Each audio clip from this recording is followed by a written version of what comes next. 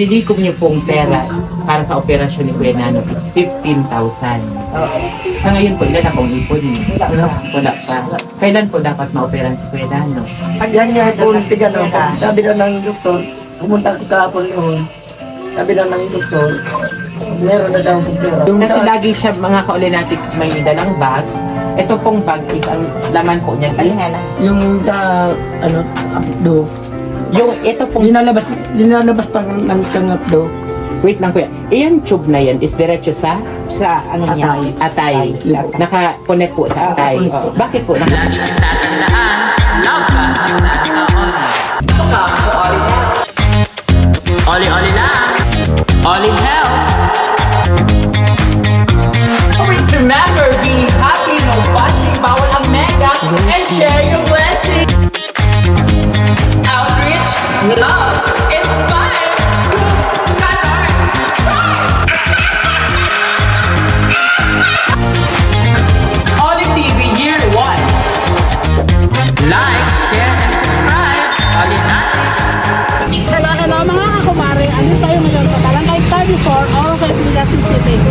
At katatapos ko palang puntahan si Kuya Rodolfo Basabe o mas kilala sa pangalang Nano.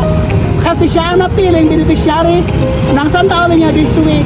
Pinuntahan namin siya para alamin kung ano ang kanyang pangangailangan. At mamaya abangan niyo si Santa Oli kasi pupuntahan niya at kasama ko na siya mamaya para puntahan si Kuya Rodolfo Basabe. Bye-bye!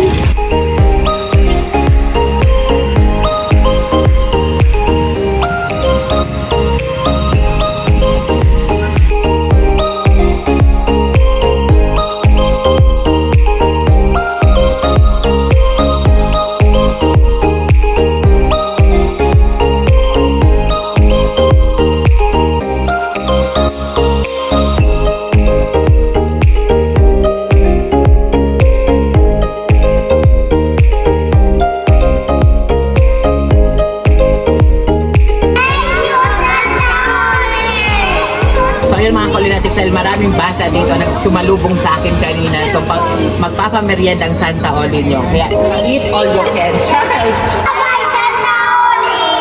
Charles! Hello, Olinatics. This is your ultimate real life Santa Claus, Santa Oli.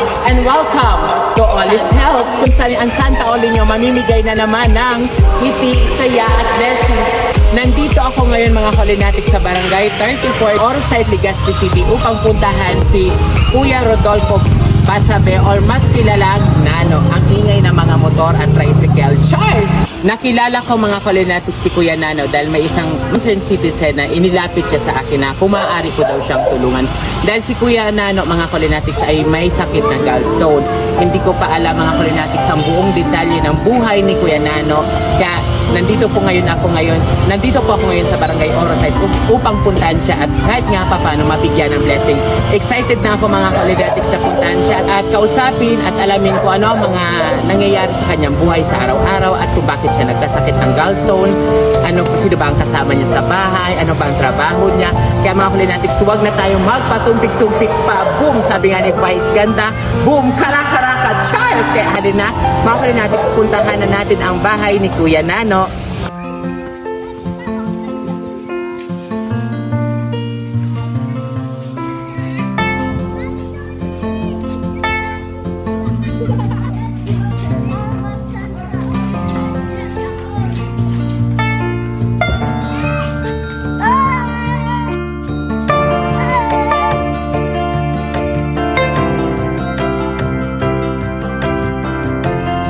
So dati pala mga Olinatics, dito nakatira ang aking kumari sa Barangay Orocay bago siya lumipas doon sa aming barangay. Mukhang ang daming memories dito ni Kumaring Georgia. Ilan ba ang naano mo dito? Nabangbit. And finally, mga Olinatics, na dito na po tayo sa bahay ni Kuya Nano. Ito po pala ang mother ni Kuya Nano. Ano pong pangalan ni mother? Si Mother Salome Basabe. Ayun po, si Kuya Nano po is, ano pong trabaho ni Kuya Nano? Sa basura. Eco Aid po. Eco Aid po. Dito po sa barangay ng Orocay. Lahat po ito sakop niya. Dahil, sa singkulan siya. Sa sentro lang po. Di bali po, si Kuya Nano is Eco 8, barangay collector ng basura dito sa Oroside. Doon lang po siya sa sentro. Dito po sa mga looban, iba naman. Iba lang po. So, finally mga Kulinatics, makakausap na po natin si Kuya Nano. Ito po si Kuya Nano, mga Kulinatics. Ang sakit po ni Kuya Nano is gallstone. Di ba, Kuya Nano? So, pumasok po tayo sa kanilang bahay. Doon po tayo mag-uusap po na ilan.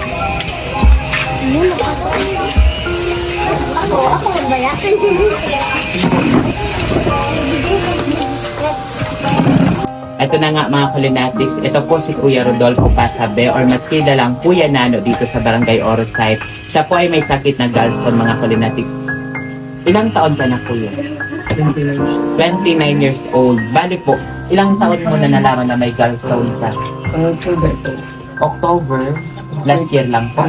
Ay, 2023 nyo lang po nalaman na may gallstone. Bali po, ano pong sintomas? Ano pong naging sintomas Ang mo? dati ka tiyan. Tapos, Lumaki yung tiyan mo po. pagkabilin lang po. Nag-yellowish ka. Tapos, nagpa-check up po kayo nun ay. Si Kuya na po is, ilang magkakapatid po sila? 7. Asan po yung ibang? Yung mga trabaho po. Bali po, dito sa inyong bahay niyo po to. Sino po ang kasama niyo dito? Okay lang po. Yung iba kasi po, may mga trabaho. May kanya-kanya na rin pong pamilya. Bali po, nalaman mo Kuya Nano yung sakit mo. Sumakit lang yung tiyan mo.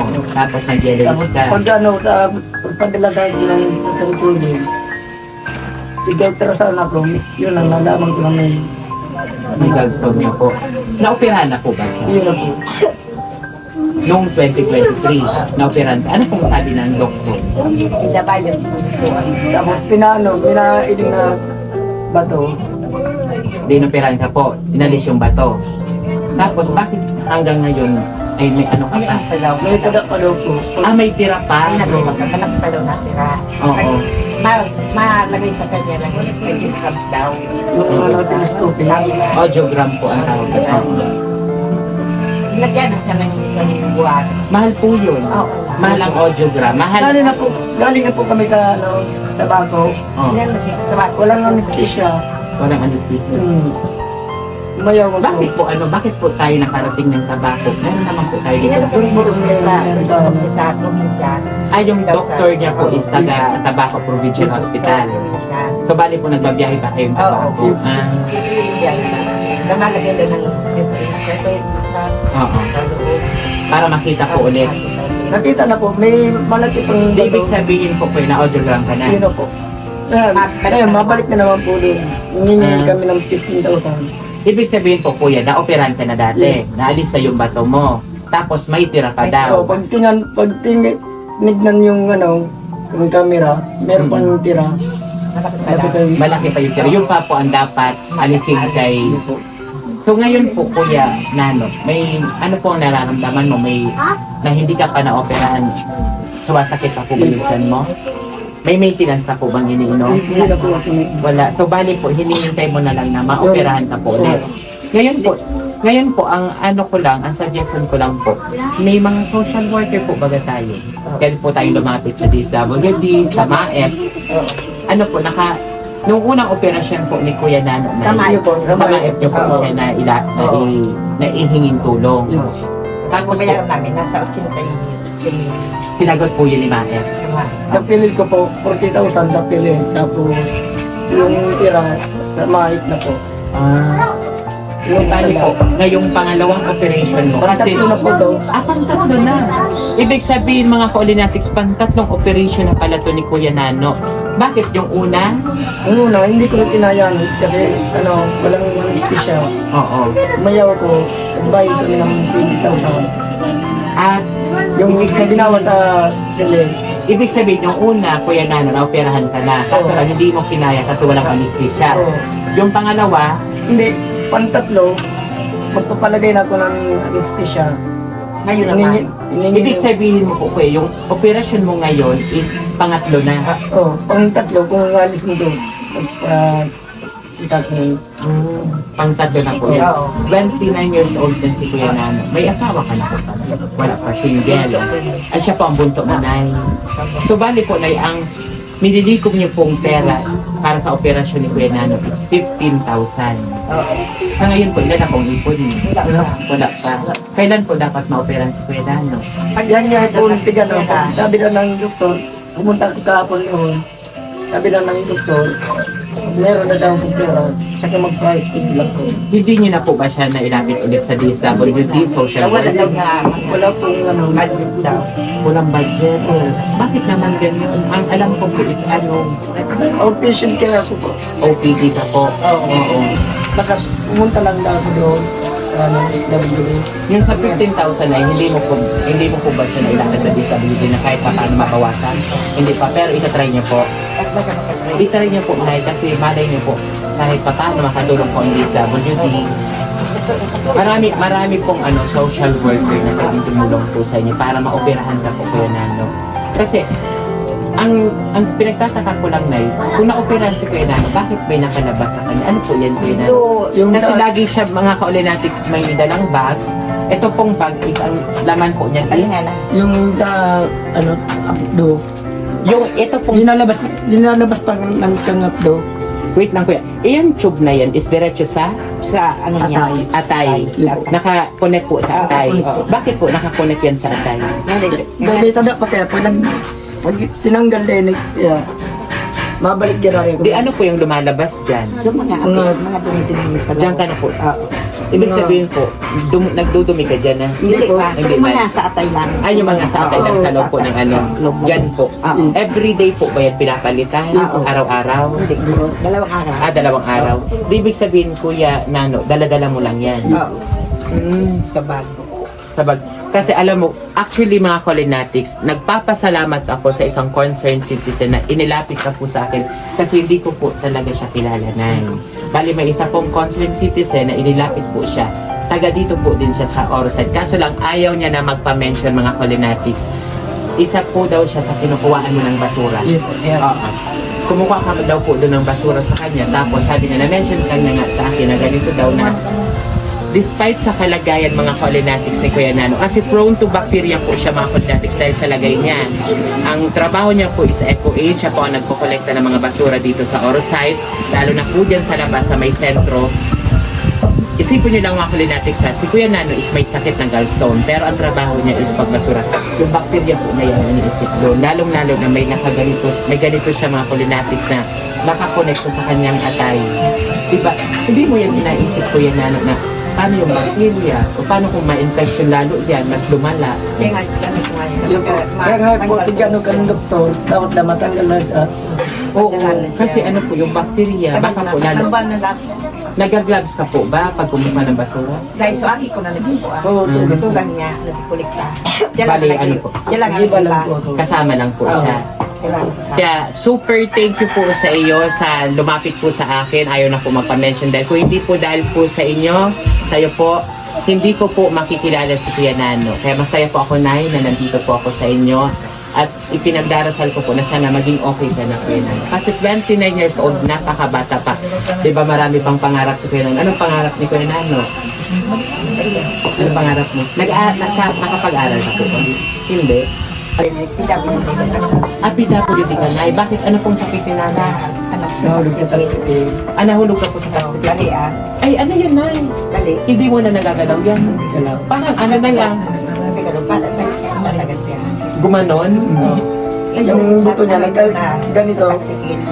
Di operado ka din, Nay. Hindi. Na-operahan yan? Ay, hindi mo na pa-operahan. Di ano na po nangyari niyan, Nay? Hindi na opera. Tayo, hingin ako ng sintamin. 80,000 din pong iniin sa'yo. Di parang nakalaylay na yun, Nay. Tignan yung mga Colinatics yung kamay ni Nanay, parang nakalaylay na. Grabe. Nahulog ka po sa taxiken. Bakit nangyari yun sa'yo, Nay? Ano? Nung kayo sa tamis, nagtatrabaho ko sa Para sigit po. Sige. Ay, nagwawalis ka din po sa city. Noon. Ngayon po, Nay, anong trabaho mo? Wala na. Wala na. May ano na. Di sino po nagbubuhay sa inyo dito, Nay? Yeah. Ikaw din, Kuya Nano, o nagbubuhay dito kay Mama. Wala ka na pong asawa, Nay? Wala na. Matagal na po. 10 taon na. Balik po, Kuya Nano, may tanong lang sa'yo. Paano ka nagkasakit ng gallstone? Anong nangyari? pagkain ko ng mga isaw-isaw. Yung Ah, doon mga iyaw-iyaw. Yung mga barbecue, ganyan. Tapos mga taba. Mahilig siya po sa mga barbecue, sa mga ihaw-ihaw. Kaya po nakaroon siya ng gallstone. Tapos mga karne mga magtataba. Tapos main ng palibot na tubig. Saka siya nagtagatong mantika niya. Kaya naging bato.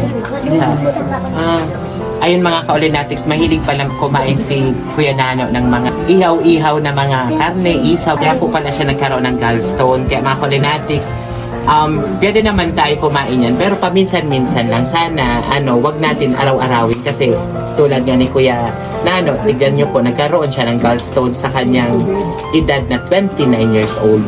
Actually, 28 ka nagkaroon yan, di ba? Kasi last year lang, October 2023. So, ayun mga ka-Olinatics, na nanawagan po ako sa inyo na sana matulungan po natin si Kuya Nano sa kanyang operasyon dahil nangangailangan po siya ng 15,000. Operahan ulit po siya. Pangatlong operasyon na to sa kanya mga ka-Olinatics. Yung una, naoperahan siya, naalis daw yung bato pero meron pa daw palang natira. Kaya ngayon mga ka-Olinatics, pangatlo ng operasyon to ni Kuya Nano at nangangailangan po siya ng 15,000. Sa ngayon po, wala pa daw po silang hawak ni piso. Kaya ngayon, Nay, nandito po ako para kahit po paano yung 15,000 na kailangan nyo po is mabigyan ko po kayo kahit paano. Kaya bibigyan ko kayo, Nay, bibigyan kita, Kuya Nano, ng 3,000 para po yun sa inyo.